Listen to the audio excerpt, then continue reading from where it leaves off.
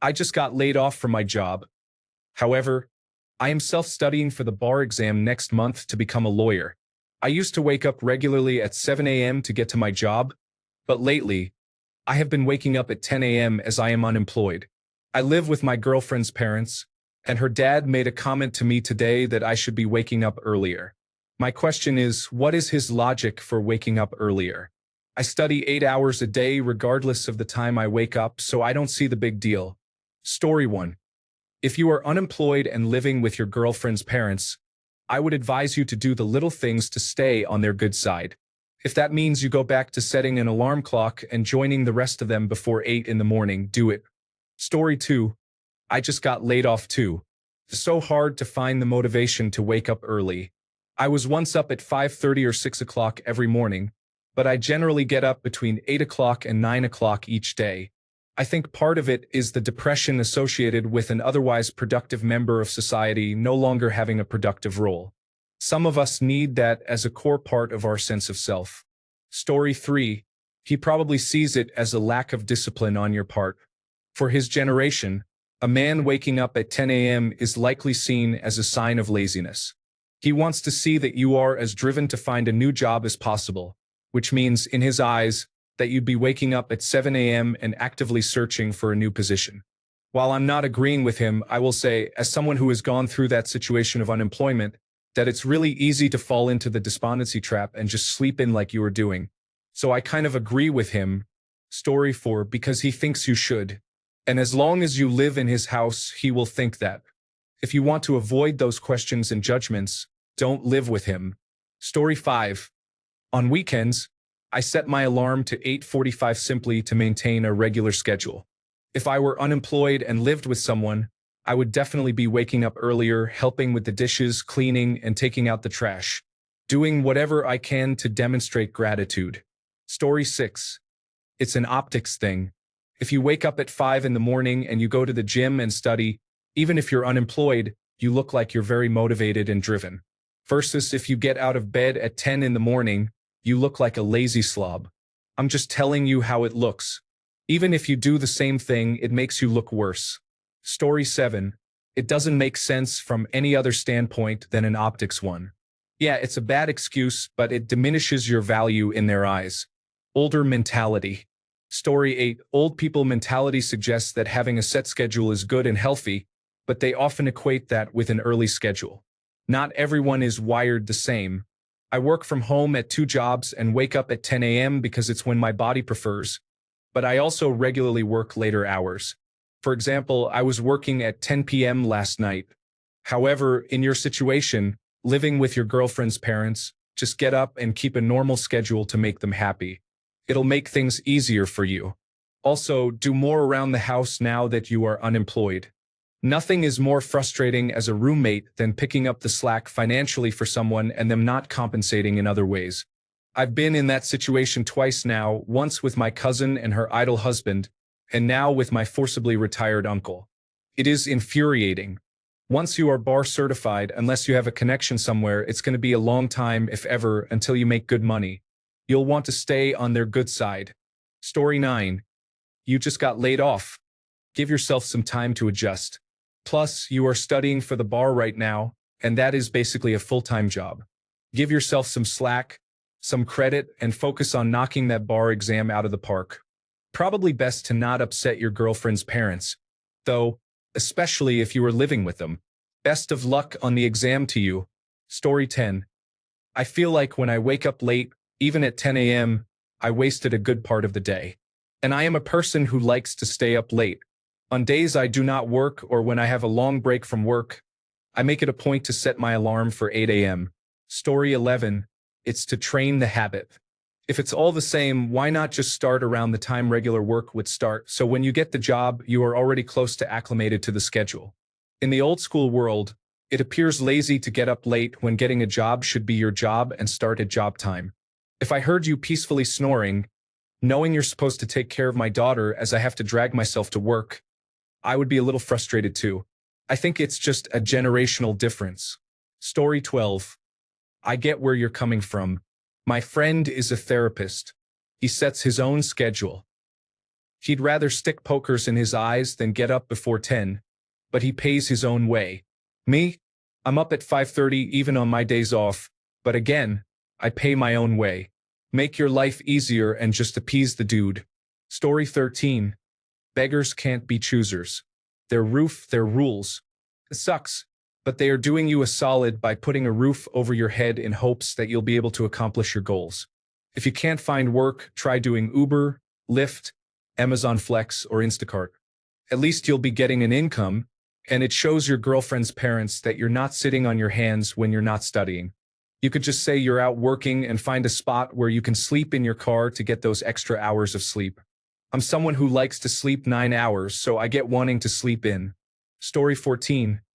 It is insanely frustrating to watch someone get by not doing much for themselves while the person who is supplying stuff for you has to do their daily routines. It starts to build resentment.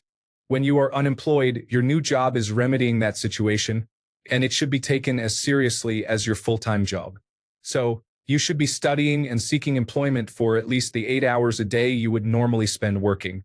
It is a way to show respect during your time of need and also make sure you still stick with the routine needed to keep a job when you get one in the future. Story 15. Yeah, that's annoying. The educated response should be to work when you can be most optimal. If that's later, do that. If it's earlier, do that. There is no right way. It's just how society is mostly structured to be earlier. But when unemployed, it shouldn't matter. The whole early bird gets the worm mentality doesn't apply here.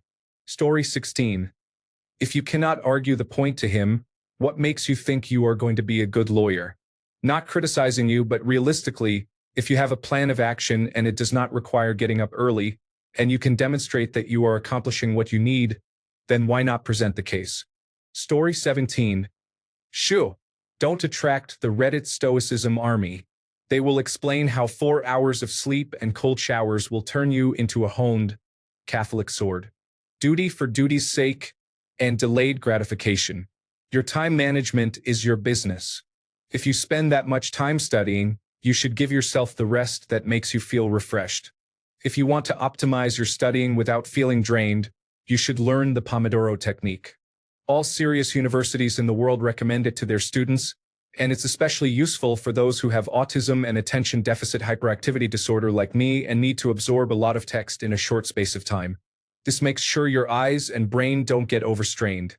Story 18. It's just an optics thing. Waking up early is part of being a productive adult, outside of things like shift work. You're unemployed, but you still strive to be productive, so it's a good habit to maintain. Both so your girlfriend's parents don't feel like they have a lazy mooch staying at their house and so you have a good routine. Story 19. Because I feel better. Due to health problems from a spine injury and nerve damage, I am at home these days. I am awake at 6:30 every morning. I'm in bed by midnight, and I wake up feeling refreshed and good to go. If I sleep in, it's still 7:30, and I do it rarely because it makes me feel groggy. Plus, it makes the habit easier. Like any other habit, when you get back to working, you're not going to need that first rough adjustment period. Plus, it looks good to your girl's dad. Story 20. Keep control of your circadian rhythm. Otherwise, you will eventually fall back with the sun, and it will mess with your daily function and mood.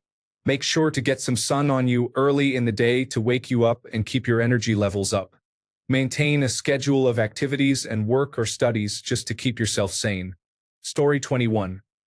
Dude, if you live at your partner's parents' house and are also now unemployed, regardless of your plans with the bar, get up and make a good impression on them. You will wear out that welcome super quickly if you don't. Sure, if you were in your own place, you could do what you want. But you have her parents seeing you with no job and waking up at 10. Sure, you were studying for the bar, but just get up, maybe get some exercise. Look productive in general, not just studying. Story 22. 1. He should mind his business. You did not ask for the advice. 2. He is right.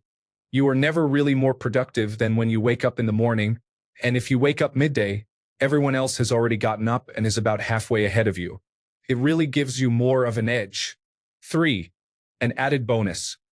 There is not much time to waste or feel the need to waste at night. You woke up earlier, you are tired, go to bed. Story 23. When you take the bar exam or any big exam, It is important to establish a study routine that is similar to the routine you will have on the day of the exam. I took the bar 2 summers ago.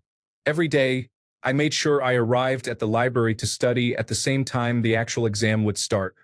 I would study in the same timing blocks as the actual exam, took lunch at the same time as during the actual exam, and went home at the same time the actual exam would end. This helped me feel extra prepared on test day because I knew the material, and I did not have to worry about being groggy or out of shape for the physical toll the test takes on you, which you should not underestimate. I think you should wake up early, go to a different location to study, and focus on building a routine that will align you for success on test day. Story 24. The logic is there's a lot of other things you can do in a day besides study for 8 hours. I'm taking care of my responsibilities. Get off my case. Doesn't mix well with I'm living with my girlfriend's parents. He wants to see you work at full effort, and to him, it looks like you're wasting 3 hours you could be using. You could offer to do chores if nothing else. He's letting you live in his house, I assume rent-free. Show some gratitude and get up earlier, whether it makes sense to you or not. Story 25. Some people think that the time you are up impacts your success. You could work 1 hour from 8 to 9 in the morning and another from 5 to 6 in the evening, and just because someone sees you up and at it early, that means you're trying hard. Perception is reality, and if it isn't perceived, it doesn't happen. Story 26. Paul Dirac was one of the greatest physicists who ever lived. One day, some other great physicists came to visit him, and his dad asked them, "Is my son a bum?"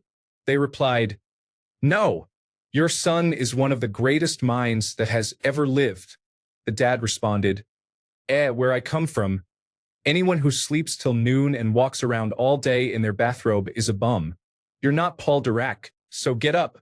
I'm kidding, but seriously, most lazy people wake up late.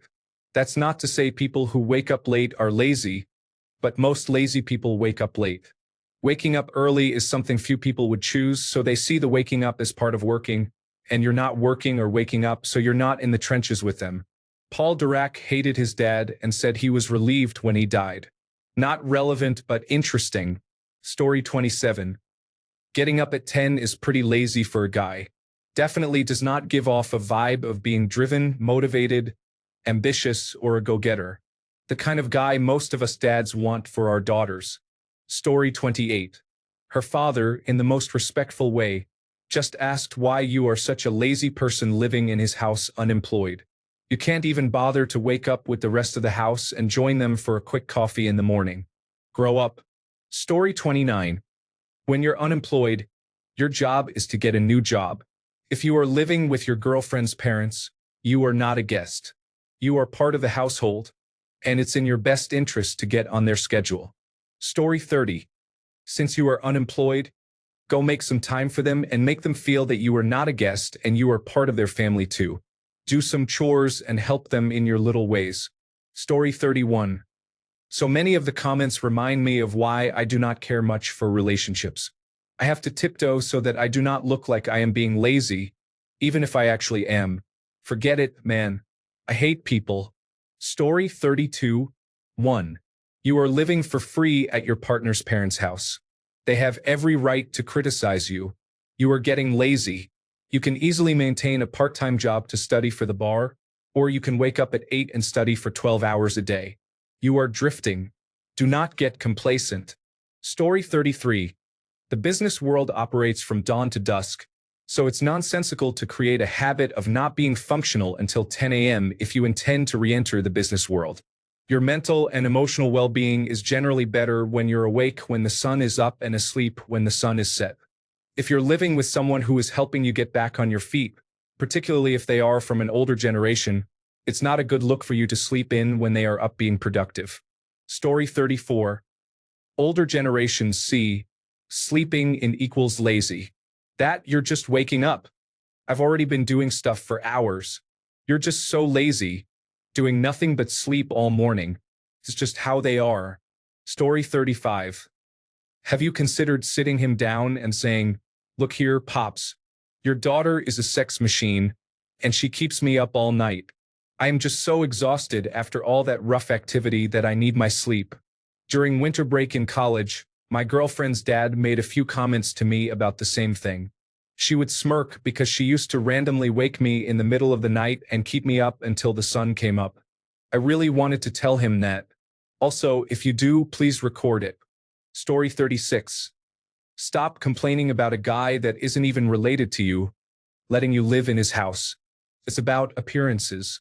He sees sleeping in as laziness. You now know this. The solution is to get up early, not argue the point with him.